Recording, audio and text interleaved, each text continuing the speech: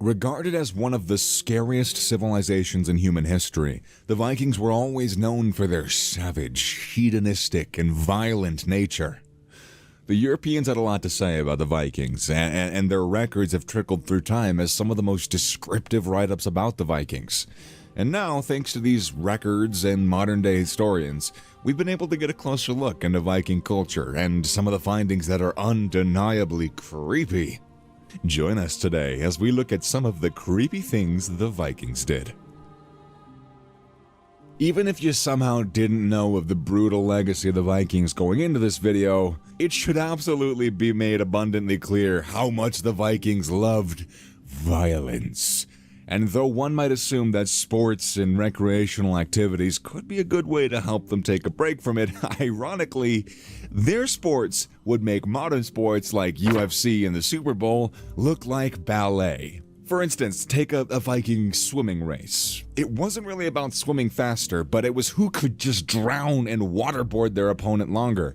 Yeah, even innocent games like catch could turn bloody at any second, literally any second, and that was considered extremely normal.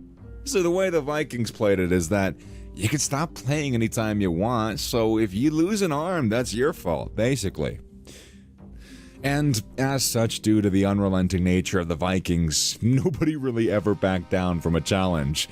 Even in friendly games, which would often lead to people just dying during a game of rock throw or swimming race, whatever. And this was for all of their society too. This is both children and adults.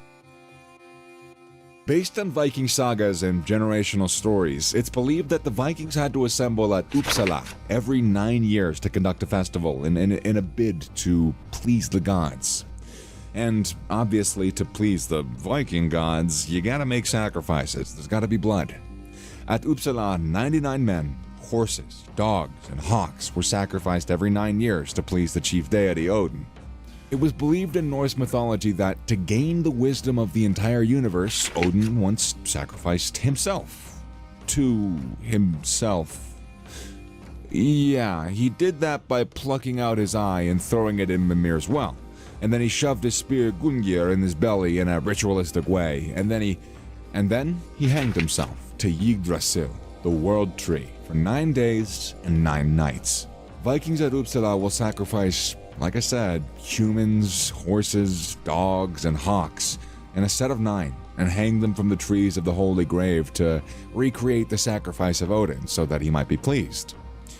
It's believed in modern pop culture that the sacrificial humans were adult volunteers who would willingly walk up to the sacrificial altar to die, and they did so that they could get a special place in Valhalla, in the afterlife.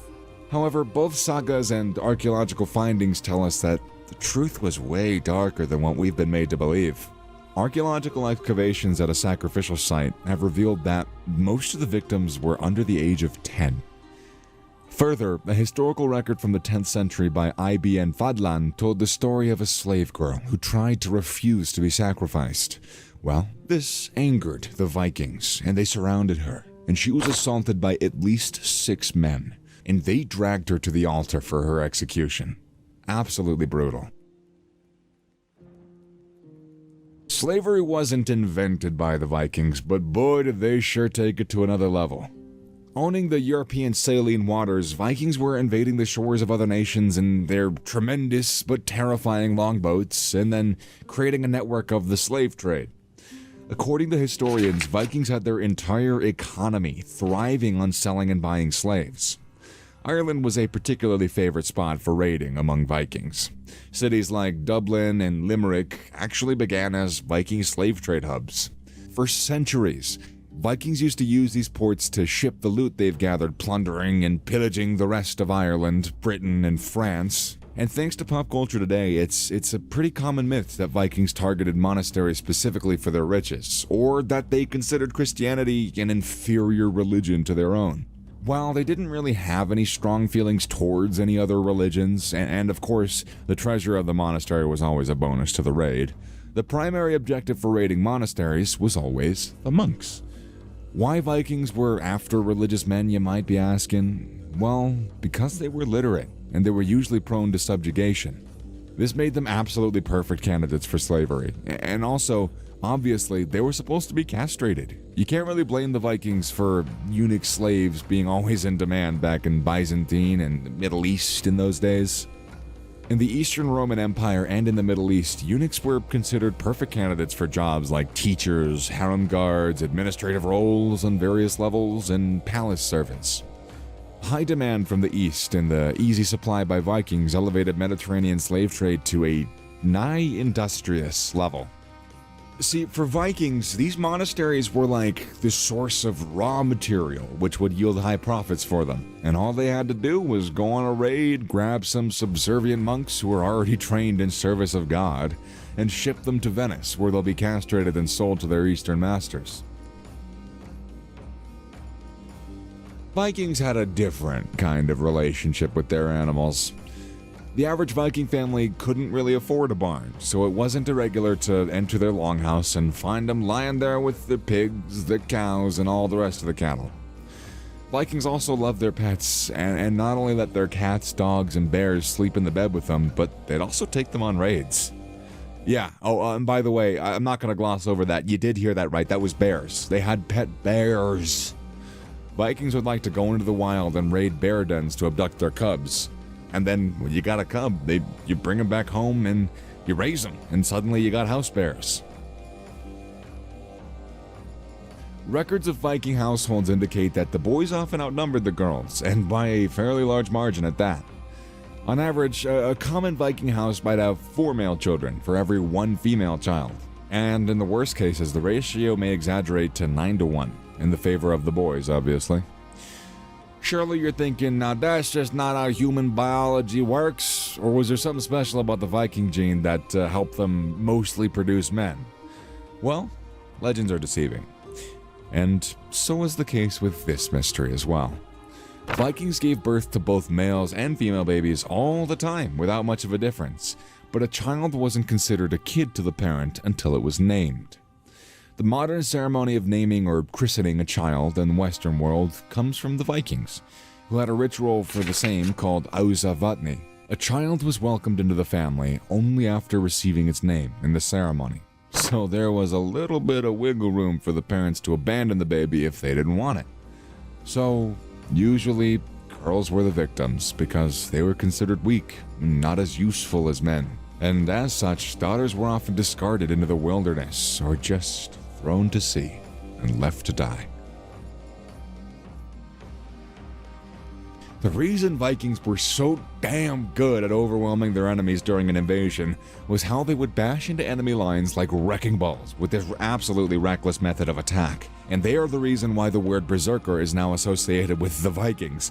If you saw a Viking Berserker charging at you, you're gonna soil your panties because of just how inhuman and terrifying they looked, like actual animals charging at you, but they have weapons and are like vaguely smart. Well, it turns out that the secret behind their roid-raging appearance was steroids in a sense. They were in a trance that was literally caused by shrooms.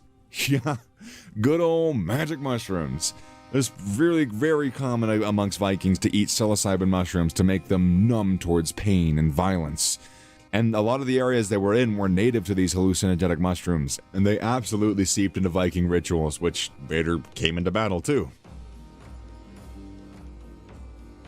And lastly, but certainly not least, the Blood Eagle was a ritualistic punishment. The Blood Eagle, which also served as a sacrifice to Odin carried out by the Vikings on anybody who committed a severe crime, like treachery.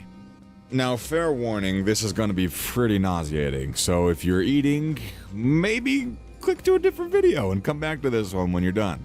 The Blood Eagle was performed by first laying the victim flat on a tabletop or some flat surface and basically suspending him by his arms.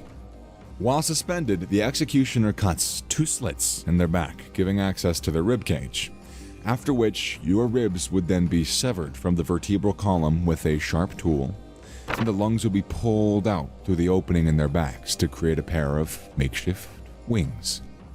Ta-da! One bloody eagle. And what's Honestly, the most disturbing part is that it's believed if a victim was able to go through the ritual without shouting or groaning in pain, Odin would forgive him for his sins and take him to Valhalla. But if he shouted while his lungs were being pulled out through his back, you'd go to hell, or Helheim, as the Nords called it. With all that being said, what do you think about the Vikings now? Which of these facts was the weirdest to you? Do you think anybody could go through the Blood Eagle without screaming? Tell me your answers down in the comment section below, and yeah, I hope you enjoyed the video. If you did, then don't forget to like, share, subscribe, all that boring YouTube propaganda. Anyways, once you hit that notification bell, you're free to go. I will stop my hypnotic trance on you. See you later.